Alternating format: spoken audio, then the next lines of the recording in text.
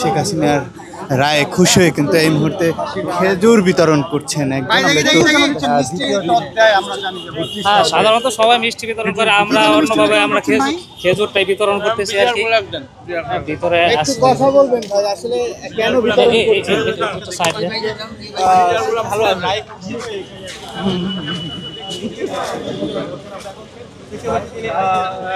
এখানে যারা প্রশাসনের দায়িত্ব রয়েছেন তাদের কাছেও খেজুর নিয়ে গিয়েছেন।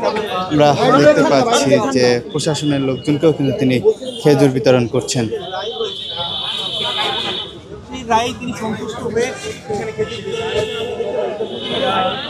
রাস্তায় যারা রয়েছে তাদের হাতে হাতে খেজুর বিলিয়ে দিচ্ছেন এবং তাদের আমরা দেখতে পাচ্ছি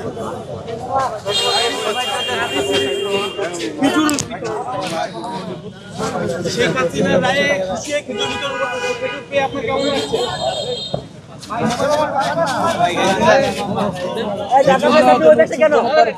কালকে রায়ে সন্তুষ্ট হয়ে আমরা আজকে সেই জন্য খেজুরটা বিতরণ করলাম আর কি।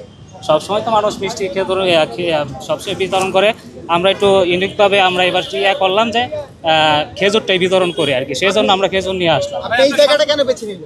হ্যাঁ, আমরা ধানমন্ডি 32 যে কালকে আমাদের তো প্ল্যান ছিল যে বাড়ি এটা ভাঙার জন্য, সেটা হয় না, ইনশাল্লাহ হবে সামনে। সেই জন্য আজকে যারা সাধারণ মানুষ এখানে আসে তাদেরকে মিষ্টি ভোগ করানোর জন্য খেজুরটা বেছে নিয়ে এখানে নিয়ে আসলাম। ইউনিকভাবে আমরা খেজুরটা এবার বেছে নিয়েছি যে রাসূল সাল্লাল্লাহু আলাইহি ওয়াসাল্লাম তো সবসময় ওই সময় তো কোনো খুশি সংবাদ তখন খেজুরটাই বিতরণ করে সবাইকে করতো, সেই জন্য আমরা এবার খেজুরটাই বিতরণ করার সিদ্ধান্ত নিলাম।